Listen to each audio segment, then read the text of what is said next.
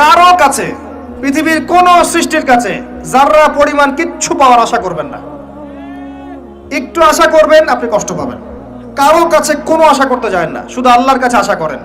সমস্ত কাজের প্রতিদান আল্লাহর কাছে চান, পরকালে আপনি সুখে থাকবেন ইনশাআল্লাহ। শেষ হাসি আপনি হাসবেন ইনশাআল্লাহ।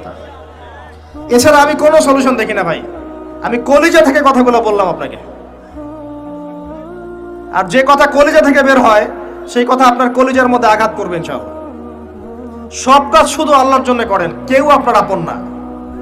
আল্লাহ ছাড়া কেউ আপনার আপন নয়। আপনি ভুল করবেন যদি আপনি অন্য কাউকে আপন মনে করেন। আপনার পলিটিক্যাল লিডার, আপনার প্রশাসনের স্যার, আপনার পরিবারের স্ত্রী, আপনার সন্তান, হাবি হাবি যা যা আছে, যদি মনে করেন আমার আপনজন, আপনি ভুল করবেন। সবাই সবার স্বার্থ চেনে, সবাই সবার স্বার্থ চেনে। শুধু আল্লাহ আপনাকে নিঃস্বার্থভাবে ভালোবাসেন। আল্লাহ পাক স্বার্থ চান না। সারাটা জীবন পাপ করে থাকলেও একটা বার দাঁড়িয়ে খালি বলেন আল্লাহ আস্তাগফিরুল্লাহ ওয়া আতুবু ইলাইহি। মন থেকে বলেন আল্লাহ আমি ভুল করেছি, আল্লাহ আমাকে মাফ করে দাও। এক মুহূর্তের মধ্যে আল্লাহ পাক আপনার সমস্ত গুনাহগুলোকে নেকিতে পরিবর্তন করে দিবেন ইনশাআল্লাহ। আল্লাহ ছাড়া কেউ নাই আপন। আল্লাহর জন্য খালেস করে ফেলেন নিজেকে, তার দ্বীনের জন্য চেষ্টা করেন। তার দ্বীন আজকে অবহেলিত, তার দ্বীন আজকে অপদস্থ। সারা বিশ্বের বুকে আজকে মুসলিমরা নির্যাতিত, নিপীড়িত। দ্বীনকে এগিয়ে নেওয়ার জন্য কিছু করেন। আপনার ক্ষুদ্র ক্ষুদ্র প্রচেষ্টা ইনশাআল্লাহ আগামী দিন ইসলামের বড় বিজয় নিয়ে আসবে। দ্বীনের জন্য খালেস করে ফেলেন নিজেকে। আপনার সময় আছে এখন, জ্ঞান অর্জন করেন, জ্ঞান অর্জন করেন, পড়াশোনা করেন, আলেম ওলামার কাছে গিয়ে ক্লাসিক্যাল বইগুলো পড়েন, প্রজেক্ট রেডি করেন, দাওয়াতি কাজ করেন, বই লিখেন, বক্তব্য দেন, দ্বীনের জন্য করেন। আপনাকে আপনার দুনিয়া আল্লাহ গুছিয়ে দিবেন ইনশাআল্লাহ। দুনিয়া আল্লাহ গুছিয়ে দিবেন ইনশাআল্লাহ। আপনি দ্বীনের জন্য খালেস করে ফেলেন নিজেকে, আল্লাহর দ্বীনের হয়ে যান। এবং দুনিয়া যে কাজগুলো করবেন শুধু আল্লাহ সন্তুষ্টির জন্য করবেন, কারো কাছে কিচ্ছু পাওয়ার আশা করবেন না। দেখবেন ইনশাআল্লাহ আপনি সুখে থাকবেন। একটা পর্যায়ে গিয়ে নূহ আলাইহিস সালামকে বলতে হয়েছে রব্বি আন্নী মাগলুবুন ফান্তাসির। আল্লাহ 950 বছর দাওয়াত দিলাম, মানুষ কথা শোনে না, মানুষ শোনেই না। 950 বছর দাওয়াত দিলাম, আল্লাহ আমার পরিবারের লোকও কথা শোনে না। আল্লাহ আমি পরাজিত, তুমি আমাকে সাহায্য করো। একটা পর্যায়ে গিয়ে লূত আলাইহিস সালামকেও তার স্ত্রী সন্তান ছেড়ে চলে যেতে হলো। একটা পর্যায়ে গিয়ে ইব্রাহিম আলাইহিস সালামকে তার বাবাকে ছেড়ে চলে যেতে হলো। একটা পর্যায়ে গিয়ে আসহাবুল কাহফকে সমাজ থেকে চলে যেতে হলো দূরে। একটা পর্যায়ে গিয়ে মুহাম্মদ সাল্লাল্লাহু আলাইহি ওয়াসাল্লামকে হিজরত করে চলে যেতে হলো, সাথে কেউ ছিল না। আল্লাহর জন্য ভালোবাসা, আল্লাহর জন্যই বিচ্ছেদ। ইতিহাস তাদেরকে ভুলে যায় নাই। তো একটা পর্যায়ে গিয়ে মানুষ যখন আর পারে না, তখন প্রয়োজনে একা আল্লাহকে নিয়ে থাকতে হয়। এটাই আল্লাহ পাকের মারিফতের সর্বোচ্চ লেভেল। আল্লাহকে নিয়ে থাকেন, ইনশাআল্লাহ আপনি ভালো থাকবেন। রাসূলকে নিয়ে থাকেন, ভালো থাকবেন। তার সুন্নাহকে নিয়ে থাকেন, ভালো থাকবেন। তার দ্বীনকে নিয়ে থাকেন, দ্বীনের জ্ঞান অর্জন করেন, দ্বীনটাকে প্রচার করার চেষ্টা করেন, দ্বীনটাকে প্রতিষ্ঠা করার চেষ্টা করেন। দ্বীন প্রতিষ্ঠা করলে কারো কোনো ক্ষতি হবে না। শৈথিল্যতাবাদী হবেন না, আবার চরমপন্থী হবেন না, জঙ্গি সন্ত্রাসী হয়ে যাবেন না। মধ্যম পন্থায় দ্বীনটাকে নিয়ে গিয়ে যাবেন, মধ্যম পন্থায় এগিয়ে যাবেন, ধীরে ধীরে সবরের সাথে। একটা লেকচারে বলেছিলাম, আমাকে 3টা নসিহত করেছিলেন একজন আলেম।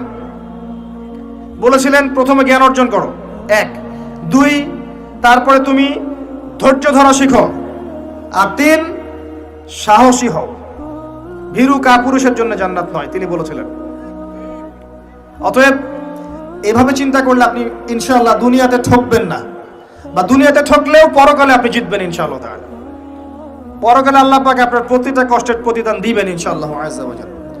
আসুন আমরা সবাই যার যার জায়গা থেকে আল্লাহর হয়ে যাই, আল্লাহর জন্য নিজেকে খালেস করে দিই। আর আল্লাহর ভালোবাসা পেতে চাইলে তার রাসূলকে তার রাসূলের আনুগত্য করতে হবে, তার সুন্নাহ মাফিক চলতে হবে। আল্লাহ পাকের ফরজ ওয়াজিবকে ভালোবেসে আদায় করেন, বিরক্ত হয়েন না। নামাজের আজান হচ্ছে, বিরক্ত হয়ে যায় না, ভালোবেসে নামাজে যান। যে আল্লাহ আমার কাছে একটা ইবাদত চেয়েছেন, আমার রব, আমার সৃষ্টিকর্তা আমাকে একটা সুযোগ দিয়েছেন, আমার কাছে একটা ইবাদত চেয়েছেন, সিজদা চেয়েছেন। আল্লাহ আমার কাছে কি আর চেয়েছেন? তাওহীদ চেয়েছেন, সুন্নত চেয়েছেন, হালাল খাই এতটুকু চেয়েছেন, সাধ্যমতো দিনের খেদমত করে এটা চেয়েছেন। আল্লাহ পাক আমার জন্য জান্নাত রেখেছেন, আমি আল্লাহর জন্য করব না? আল্লাহ পাকের কাজগুলো ভালোবেসে করেন, আল্লাহ পাকে কাছে পাবেন ইনশাআল্লাহ তাআলা। দেখবেন যদি আপনি আল্লাহর হয়ে যান, আপনি মনে মনে কিছু চাইবেন, হাত উঠিয়ে চাওয়ার আগে আপনার সামনে আল্লাহ পাক সেটা হাজির করে দিবেন ইনশাআল্লাহ। বিশ্বাস হচ্ছে না আপনার কথা, আমার কথা? আমার জীবনে শত শতবার এই ঘটনা ঘটেছে। মনে মনে চিন্তা করছি যে এটা দরকার, এটা হলে ভালো হতো, এমনকি এমনও চিন্তা করছি এটা খেতে ইচ্ছা করছে, সামনে গিয়ে দেখে হাজির। একটা কথা মিথ্যা বানিয়ে বলছি না, আল্লাহর কসম। এমনও হয়েছে যে আমি মনে মনে চিন্তা করেছি যে এটা খেতে ইচ্ছা করছে, খেতে পারলে ভালো লাগতো। যেখানে গিয়েছি দেখি সেই বাড়ির মালিক সেটা সার্ভ করেছে। এমন একটা ঘটনা আপনাকে বলি যে আমি এক জায়গায় যাচ্ছি, জিজ্ঞাসা করছি যে কি রান্না করছো, বলছে খিচুড়ি রান্না করছে। ঠিক আছে, খুব খুশি, খিচুড়ি খাবো বাসায় গিয়ে। কোনো একটা কারণে রাস্তায় আমার একটা বিপদ হলো। বিপদ হওয়ার পরে আমি বাসা যেতে পারলাম না, কোনো একটা জায়গায় আমাকে থাকতে হলো অল্প সময়। সেখানে আমার পরিচিত তিনি ভাই, সে আমাকে বলছে কিছু খেয়ে নেন। ঠিক আছে, কি আছে নিয়ে আসেন। খাবার নিয়ে আসা হলো, দেখলাম খিচুড়ি। কথা কি বুঝতে পারছেন? দেখে আমার চোখ দিয়ে এক ফোঁটা পানি পড়লো খাবারের উপরে। যে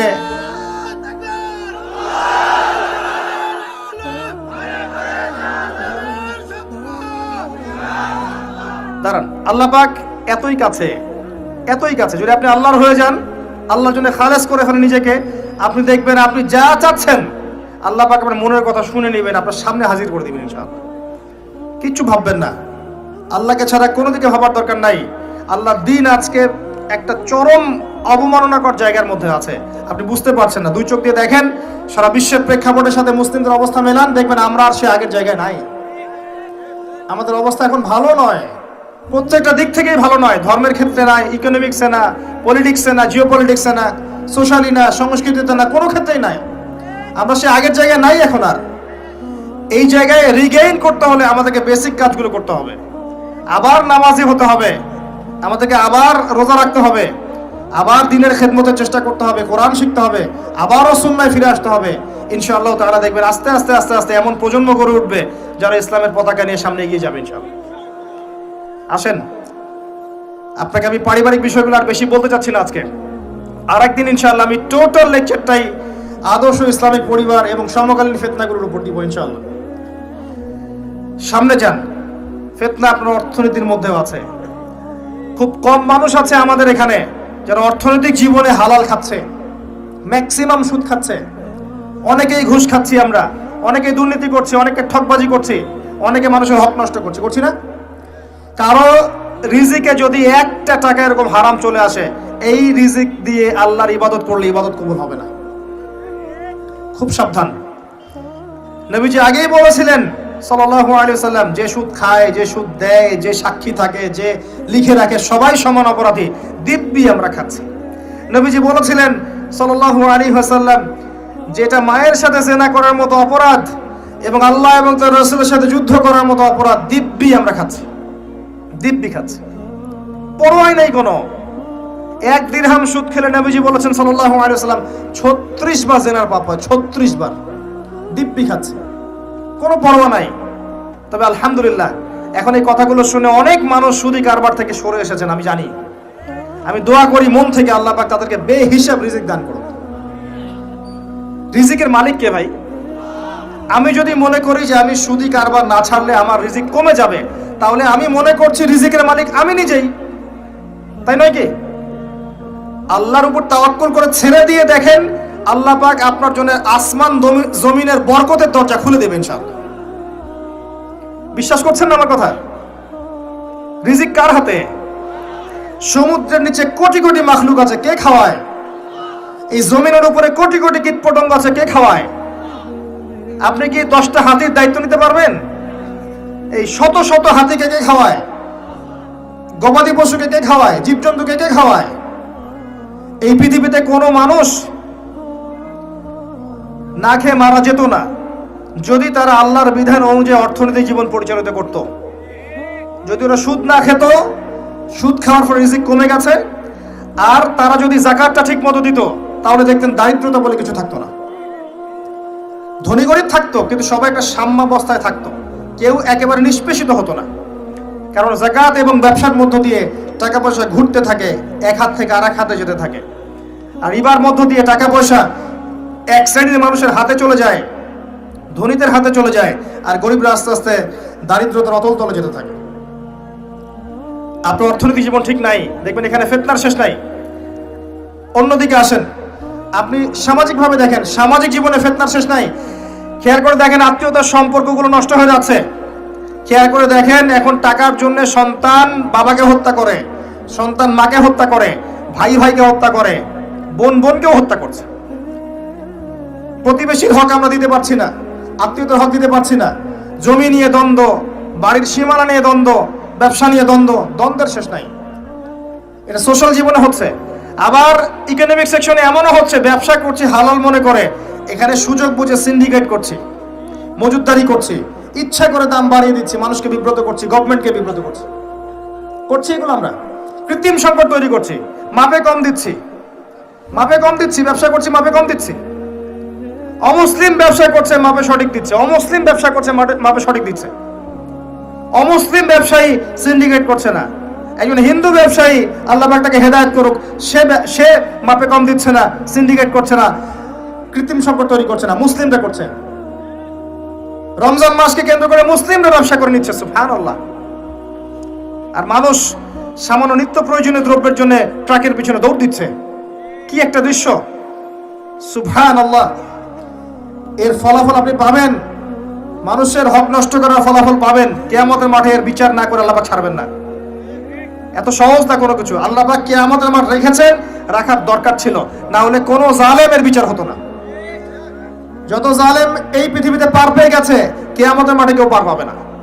এই জন্য আল্লাহ পাক কিয়ামতের মাঠ রেখেছেন, এবং এটা রাখা উচিত ছিল। আল্লাহ পাক শুধু গফুর রহিম নন, আল্লাহ পাক হচ্ছেন আদেল, ন্যায় বিচারক। আল্লাহ পাকের আদালত আছে। সোশ্যাল লাইফে আরো দেখবেন, যুব সমাজকে তাকাবেন, দেখবেন ম্যাক্সিমাম যুবক এখন মাদকের সাথে সম্পৃক্ত। মাদক বলতে আমি সিগারেটকেও বুঝিয়েছি।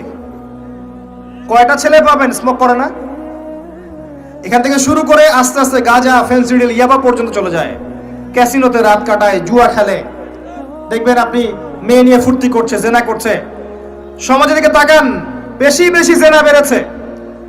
পাড়ায় পাড়ায়, মহল্লায় মহল্লায় জেনা, জেনা আর জেনা। বেশি বেশি ধর্ষণ বেড়েছে। ধর্ষণ তো বাড়বেই, কারণ পর্নোগ্রাফি যে আছে। পর্নোগ্রাফি বন্ধ না করতে পারলে ধর্ষণ বন্ধ হবে না। পর্ন ফ্রি অ্যাক্সেস, সবাই মোবাইলের মধ্যে পর্ন দেখতে পারে। যে কেউ বাসায় যাবে, দরজা বন্ধ করবে, রাত্রেবেলা শুয়ে পর্ন দেখবে। যে কেউ পারবে, কেউ বাধা দেওয়ার নাই। আর মনের মধ্যে তো আল্লাহর ভয় নাই, নামাজ রোজা হজ যাকাত তো নাই। পর্ন দেখবে, ভিতর থেকে পশু হয়ে যাবে। তখন একটা মেয়েকে তার কাছে মেয়ে মনে হবে না, গোশতের টুকরা মনে হবে। জি, যে ব্যক্তি পর্ণাসক্ত, তার কাছে একটা মেয়েকে মেয়ে মনে হয় না। তার কাছে একটা মেয়েকে সম্মান দেওয়ার মানসিকতা থাকে না। তার কাছে একটা মেয়েকে মনে হয় একটা মাংসের বা গোশতের টুকরা, একে ভোগ করতে হবে, এতটুকু মনে হয়। একটা বাচ্চা মেয়েকে সে আদর করে কোলে নিতে পারবে না। তার কাছে মনে হবে এই মেয়েটাকেও পেলে ধর্ষণ করে ফেলবো। ডে বাই ডে বাচ্চাদের ধর্ষণ বেড়েছে বাংলাদেশের মাটিতে। এটার কারণ পর্নোগ্রাফি। এটা মানুষকে পশু বানিয়ে ফেলেছে। আর কিভাবে বললে আপনারা বুঝবেন? পর্ন বন্ধ না করতে পারলে যুব সমাজের অবক্ষয় ঠেকানো যাবে না। এই পর্নোগ্রাফির কারণে ধর্ষণ বেড়েছে। এর উপরে আরো আছে। এর উপরে মেয়েরা আবার জিন্স গেঞ্জি পরে ঘুরছে, বেহায়াপনার মতো ঘুরছে। রাস্তায় ঘাটে, অফিসে, শপিং মলে, বিমানবন্দরে, যে কোনো জায়গায় আপনি যান, দেখবেন মেয়েরা নগ্ন হয়ে ঘুরছে। কাপড় পরেও নগ্ন, কাপড় পরেও নগ্ন। এটা ওই নগ্ন বোঝানো হয়নি যে একেবারে কোনো ড্রেসই নাই। নবীজি বলেছেন নিসাউন কাসিয়াতুন আরিয়া, এমন এক শ্রেণী মহিলা আসবে যারা কাপড় পরেও নগ্ন থাকবে। এর ব্যাখ্যা আমাকে করার দরকার নাই আপনার সামনে, আপনি জানেন ভালো করে ব্যাখ্যা কি। কাপড় পরেও নগ্ন থাকবে। এগুলো ছড়িয়ে দিচ্ছি, এগুলোকে উস্কিয়েও দিচ্ছি। এবং যখন কেউ পর্দা করতে যাচ্ছে, বলছি এ মৌলবাদী হয়ে গেছে, সন্ত্রাসী হয়ে গেছে, এ ব্যাকডেটেড হয়ে গেছে, বোরখা পরে পরীক্ষা দিতে আসছে কেন, নেকাব খোলো, এরকম করছি আমরা ওর সাথে। জি, আবার মেয়ে ছেলে ফ্রি মিক্সিং দিয়ে দিচ্ছি। ছেলে মেয়ে স্কুল লাইফ থেকে শুরু করে একদম জব সেকশন পর্যন্ত প্রতিটা সেকশনে ফ্রি মিক্সিং পর্যন্ত। গায়রে মাহরাম একে অপরের সাথে মিলেমিশে কাজ করবে। এটা হচ্ছে কাঁধে কাঁধ মিলিয়ে সমাজ বিনির্মাণ। সুবহানাল্লাহ, লা ইলাহা ইল্লাল্লাহ, লা হাওলা ওয়ালা কুওয়াতা ইল্লা বিল্লাহ। এতে করে একে পর্নোগ্রাফি, ভিতর থেকে পশু, তার উপর নগ্নতা, তার উপর ফ্রি মিক্সিং, তার উপরে আবার উস্কে দেওয়া হচ্ছে এগুলো কাছে আসার গল্প। তখন আপনি সমাজে ধর্ষণ ঠেকাতে পারবেন? জেনা ঠেকাতে পারবেন? এর ফলে পরিবার ভেঙে যাবে। বাসায় বউ থাকবে, বাইরে মেয়ের সাথে জেনা করবে, বাসায় পুরুষ থাকবে, বাইরে পুরুষের সাথে করবে। এই হলো সামাজিক কাঠামোর অবস্থা। এর উপরে আবার আছে মাদক, এর উপরে আবার আছে আপনার বস্তুবাদী জীবন ব্যবস্থা। সব মিলিয়ে সমাজটা আর আগের মতো নাই। এটা ইসলামিক সমাজ। আমরা 90% মুসলিমের দেশে বাস করি, এটা ইসলামিক সমাজ। দুই চোখ দিয়ে দেখেন, আমি আপনাকে এক চোখ দিয়ে দেখতে বলছি না। এক চোখ দিয়ে দেখলে মনে হবে সব ঠিক আছে, ভিতর থেকে দেখেন কিচ্ছু ঠিক নাই।